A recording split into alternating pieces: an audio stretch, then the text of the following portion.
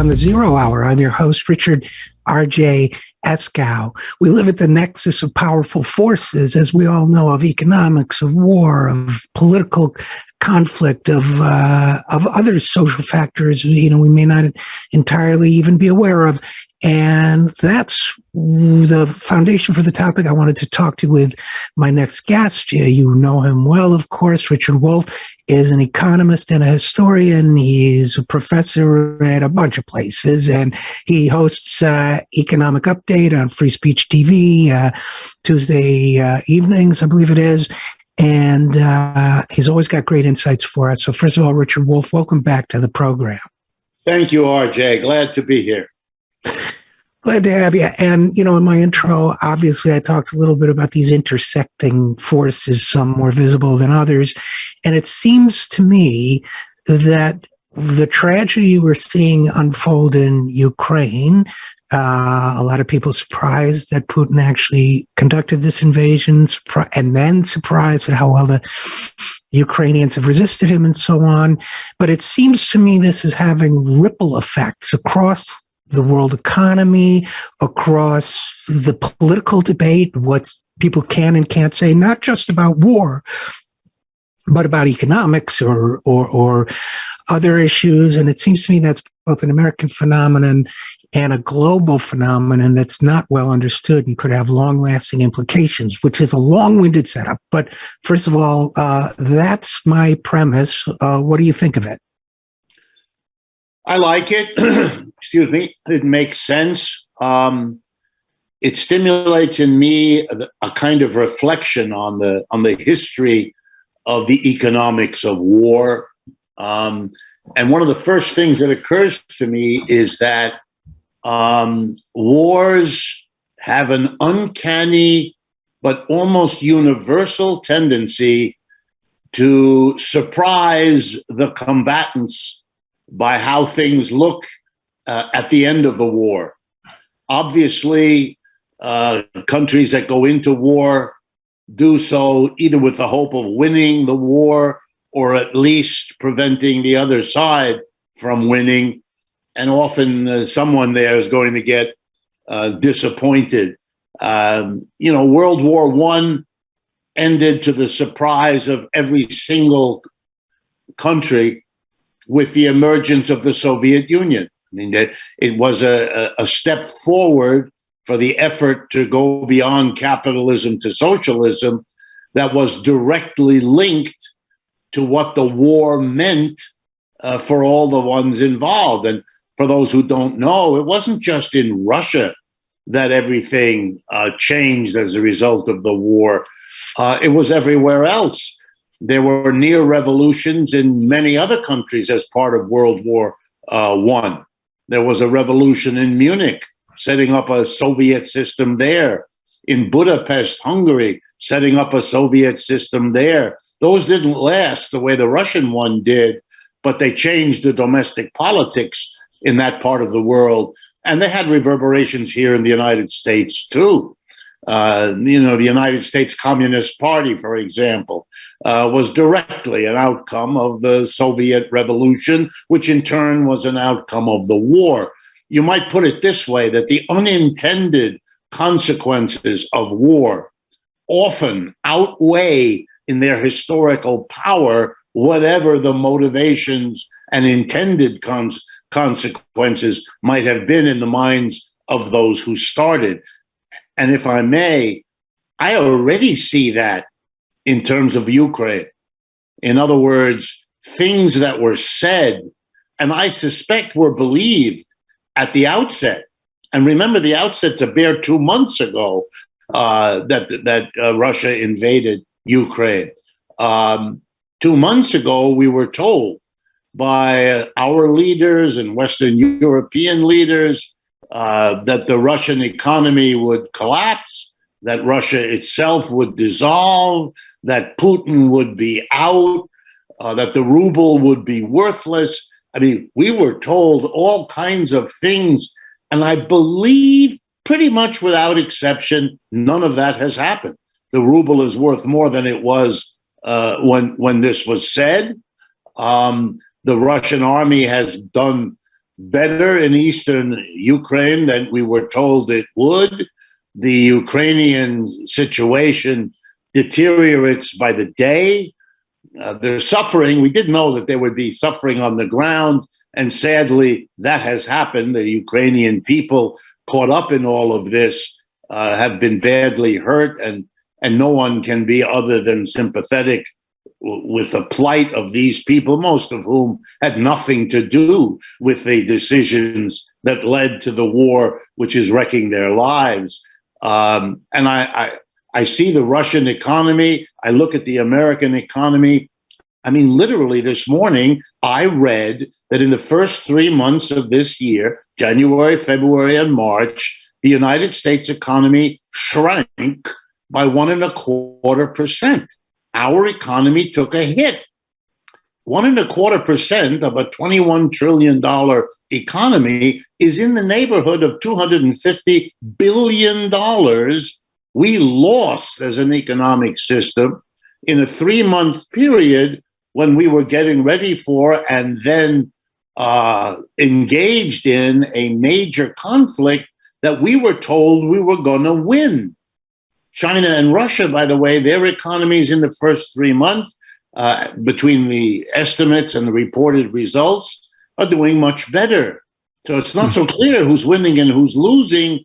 And that isn't unique to Ukraine. That has been a pretty consistent story. We were told all about victory in Vietnam. It never emerged. We were told about victories and surges in Iraq. It never emerged. And in Afghanistan, it never emerged. So we have to begin to understand that whatever the initial euphoria, patriotic fervor, whatever you want to call it, from these wars, within a couple of months, as the reality begins to percolate through the patriotic enthusiasm, the world changes, and in ways that are very different from what that patriotic enthusiasm was shouting about at the beginning. And this, Richard Wolff, is exactly one of the reasons why I wanted to talk to you about this, because it seems that one of the things that happens when empires place themselves on war footing is that any stress fractures that might be appearing within them are intensified, and that sometimes these unintended consequences you talk about can have long-lasting implications. I mean, as a result of the conflict in Ukraine, this country was already wildly overspending on military matters compared to any other country on earth, including Russia, many times larger than Russia, upped its military spending.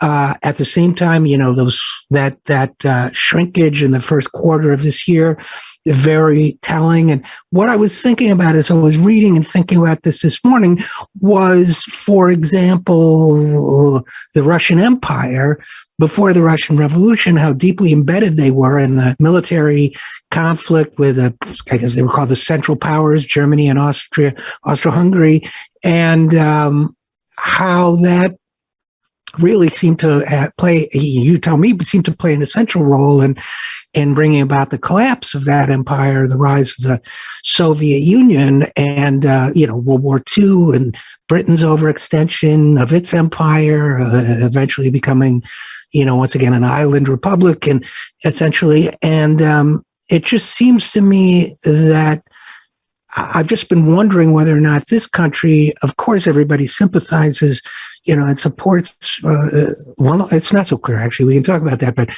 course, we support you ending the suffering for the Ukrainian people as soon as possible. I think other people are using them as chess pawns. But that aside, it seems to me that this American empire, if we want to use that word, may be setting in motion tectonic forces it does not understand that could have long-term implications for its future. What do you think? Yes, I'm afraid, things are changing quickly. And what I'm about to say is the way it looks to me now. But I have no inside information. I'm dependent on everything that I read. It's probably very similar to what the people listening to this program or watching it are also reading.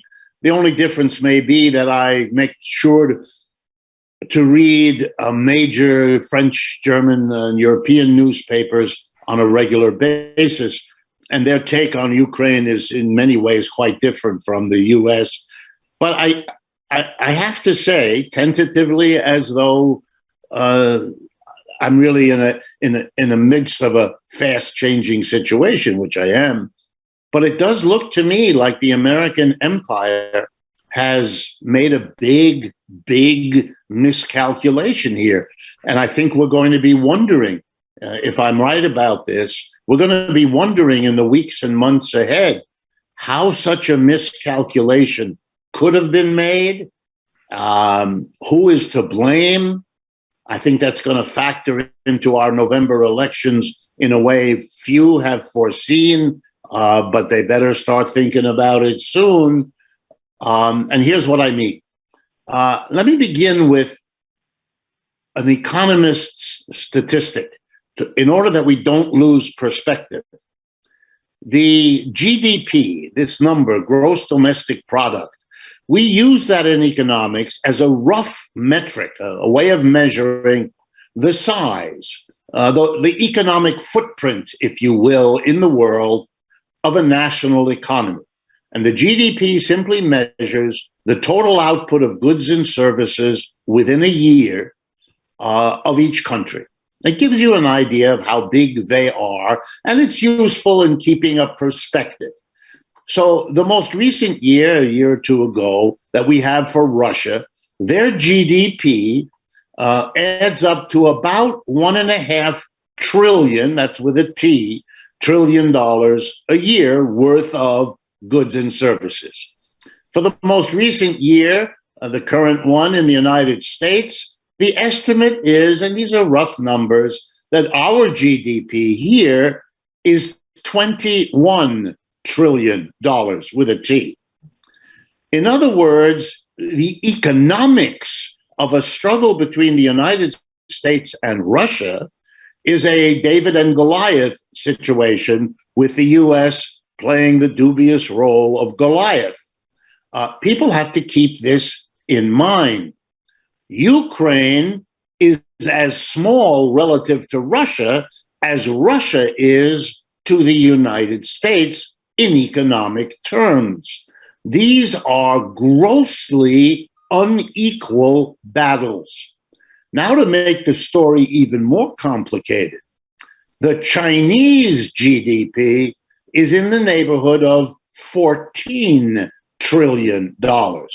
What people have to understand is that's the only real challenge to the United States in terms of economic power, strength, footprint. China is 10 times the economy of Russia, and China's economy has gotten to this exalted point because it has been growing faster than the United States every year for the last generation, 25 years, and not just growing faster, but 2 to 3 times faster, and this year is no exception. The result is that it looks to the whole world, and Americans can't get their heads around this, which I understand, it's difficult, but it looks to the rest of the world like one empire is going down and another one is coming up. It looks to people now the way, let's say, 100 or 150 years ago, the whole world said to itself correctly that the great British Empire was going down and the American Empire was coming up. And indeed, the 20th century can and will be called the American century because of the dominance of the American empire, which was organized much more unofficially than the British one was, but nonetheless just as strong. But every empire in the history of the world has had a birth, an evolution over time, and then a death. It passed away. The American empire was born, had a growth, and now is giving way to the next one. And the question really isn't whether that's happening. The only question at this point is how the remaining decades of this process will play out. And here a little history might make the point bluntly. The British, you know, in the heyday of their empire, did not want to see a small corner of the empire, what we now call the United States. They didn't want to see it break away. So when American business groups and so on, particularly in the New England, mid-Atlantic area, which was what the colony really was in those days, when they decided to declare independence, the British sent troops to put it down, to stop any kind of erosion of the British Empire. They failed. In 1812, they tried it again. It was the War of 1812, and the British were defeated again. But they still didn't give up. Let me remind everyone that during our Civil War, the British debated openly whether they should side with the North or with the slave South. They eventually decided to ally with the North, but they seriously considered the other because, in part, it might restore the empire. Okay, that's a lesson. Eventually, the British learned maybe you better cut a deal with the United States, live and let live, have peace, because these wars are devastating to everyone involved. And that's what they did. And so my conclusion, what I draw from this is, yeah, we can try to have wars with China. Maybe the one in Ukraine is better understood as a war between the United States using sanctions and the Chinese number one ally, Russia, using military force, and that's what this is mostly about, with the poor Ukrainians being the devastated pawn in somebody else's game. But my guess is the lesson to learn from the British-American empire transition, that maybe we ought to change policy and sit down and try to work out a way to live and let live, to see where human development takes us, whether one empire is or isn't going to replace another, but to save the agony of war, which never in the end changed much. And if we could avoid it by learning from history, we might be saved from being condemned to repeat it. So, Richard Wolff, let me, if I may, invert what you said. And, you know, I don't really mean it as speculation. And as a good academic, you would probably chide me if it became too speculative. But it seems to me, it just as a thought experiment, if you mentioned that Russia's GDP was what, about 1.5 trillion? Yes. So in the neighborhood of Italy or something, right? I mean, Italy is a bit bigger than Russia, just so people keep it in smaller. Yeah. Okay, just for context, right? So trivial in the sense of the American economy, and China is, you know, catching up, but still not by this measure as large. If I were any world leader, whether Chinese, whether Russian, anyone else who wanted to damage and diminish the American empire, and again, I'm not saying this is happening, but as a thought way of reading this, one of the things I might in fact do is engage the United States in a proxy war where it makes its intentions known. In the newspapers recently, I noticed in the New York Times, one day, Anthony Blinken, the top guy in these matters in the United States government, makes it pretty clear that a proxy war could be good for the U.S. by depleting Russian military strength.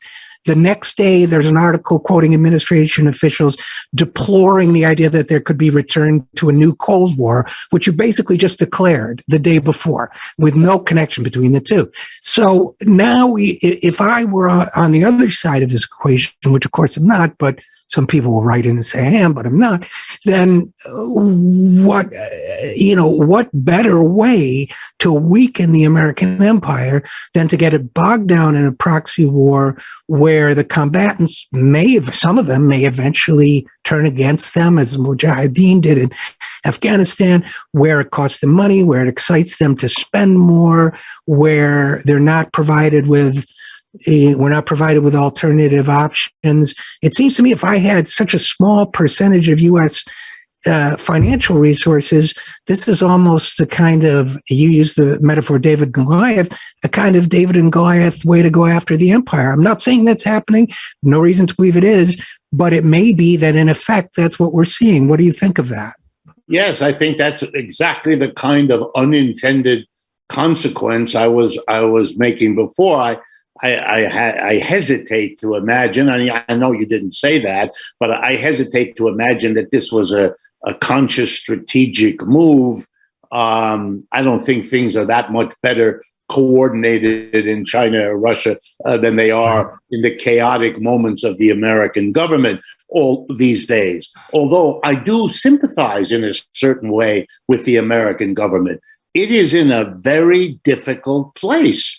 This program of sanctions is the American response. They have mobilized the Europeans. They insist that this is all a great moral crusade. They have demonized the leader, Putin, of the other side, done all these things, and it really isn't working. And that's very difficult. Any politician who lines up a huge campaign that then seems to putter out of gas in a way, pardon the metaphor, this is rough. Let me explain what I mean. I'm not even referring to the war on the ground, which, by the way, according to European newspapers, is going much better for the Russians than for the Ukrainians. I'm not talking about that. I'm talking about the sanction program. That was supposed to destroy the Russian ruble. The Russian ruble today is worth more than it was before the invasion began. The destruction of the ruble has not occurred. The United States and Western European allies persuaded 300, 400, 500 companies, as far as I can tell, and I do keep track, to leave Russia, either to cut their operations there or sell their businesses or simply withdraw permanently or tentatively. But that this was supposed to cripple the Russian economy. There's no sign that it has done that. And it's very clear why not. Because Indian, Chinese, Turkish, Brazilian, and other capitalist countries with their capitalist enterprises are simply rushing in to fill the profitable void established when the Americans left, saying, thank you very much for vacating this factory or this office or this store, and we'll now set up our business here, taking advantage of Russia, which is, after all, a fairly rich country in the world, and therefore we can sell our stuff there. We won't have American competitors to struggle with. This is not, in other words, it isn't working. The Russians have figured out, or they've been lucky, who knows, that they have escaped most of what this whole sanction program was supposed to do. And then the double irony, who's suffering? Well, the Russians are major exporters of oil, gas, fertilizer that's made from oil, and grain, food substance. All of those items have soared up in price since the Russians invaded the Ukraine. That's the way global markets work.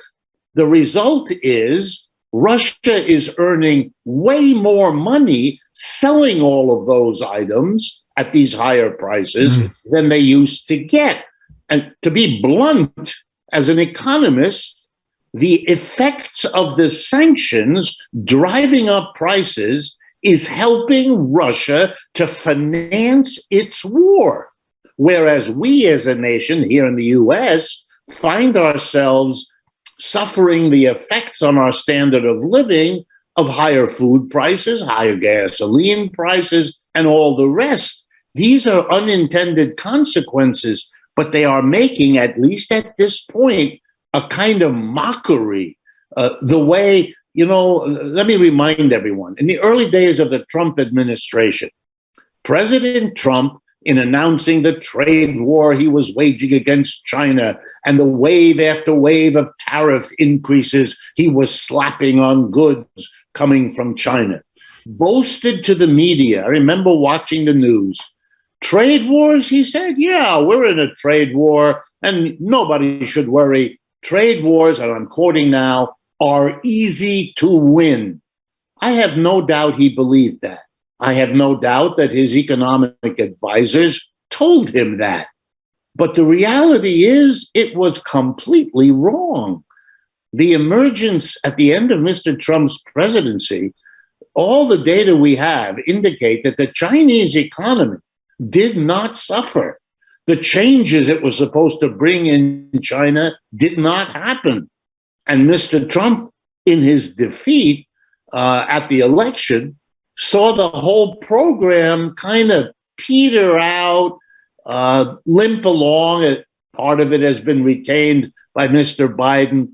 But, the whole effort kind of faded, and we watched as the demon of the month stopped being China and now became Russia. And if in the elections this fall and in 2 years, the Republicans take power again, we may watch as the pendulum swings again away from the Russians to the Chinese.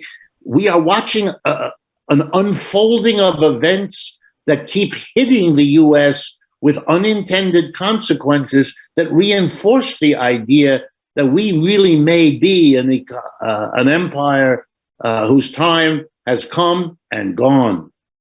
And they not only, it seems to me, hit the U.S., but they hit working people and poor people everywhere who have to pay more for these fundamental goods and services. And it seems to me there's also a future tax that never gets discussed. Not only is there this enormous new burden for working people, but for example, any pretense of President Biden's of supporting a Green New Deal, for example, or anything approaching it. Most of his climate change initiatives that he's discussed out the window. Instead, he's actually asking fossil fuel producers to ramp up production. So we're going to pay for that. We, meaning primarily, I suspect, working people down the road, some point in the future. Now there'll be, I don't know what you think, if there'll be hunger problems or whatever, but households will certainly struggle with the price of these goods and are already. So it seems to me that not only is this empire undermining itself, but if people come to understand what's happening, it could undermine itself politically as well. And at a minimum, could cause a lot of unnecessary, and is causing a lot of unnecessary suffering. Yeah, and once you open the Pandora's box here, if you allow me, let me give you a couple of more.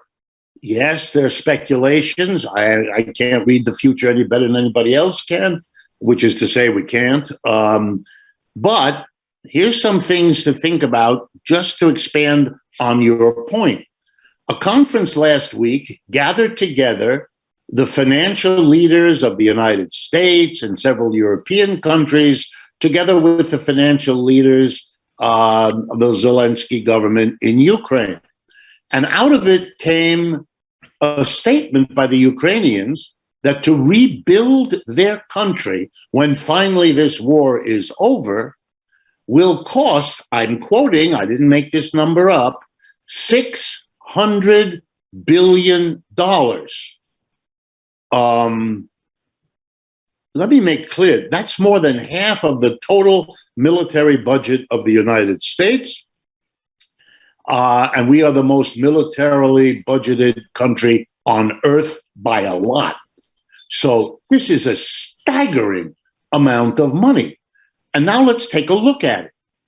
If this amount of money were actually to be made available to Ukraine, it could only happen, given the politics of the United States and our budgetary situation, if other spending here in the United States was cut back. Spending on the environment, spending on student loan deferments or forgiveness, spending on raising the minimum wage, and whatever you think of, kiss all that goodbye. On the other hand, if the Ukrainians were told, no way are we giving you anything like that amount of money, we can't afford it, then you would see, if the number is correct, a Ukraine bumbling along in a very damaged situation, which is already the case, and that would serve as a warning to any other country in or near Russia. Whoa, think long and hard before you do with the Russians what the Ukrainians did, because you're going to be badly damaged and no one is going to help you in any great hurry out of that. Here's a second one, and there are many, but I just two to give you an idea. German newspapers are full of a major declaration signed by many of Germany's industrial leaders and by the heads of the labor unions. Labor unions in Germany are much stronger than they are here in the United States. So this joint declaration of industrial leadership and trade union leadership made one point. There can be no interference in the continued purchase by Germany of oil and gas from Russia. In other words, Germany cannot and must not comply with the sanctions the Americans want us to apply. This means that the German leadership cannot do it. They would be defeated at the next election if they even dared to, because they are not willing to sacrifice the damage they say would flow to the German economy from breaking the deals with Russia. Okay, the Ukrainians are now being left on their own. It's already happening. Others are pulling back. You look at this situation, and yeah, you got to wonder what in the world is going to be the way this plays out. These German industrial leaders and trade unions. And let's remember, Germany is the powerhouse economy in Western Europe, in all of Europe. They see the United States with its sanction program as a direct threat.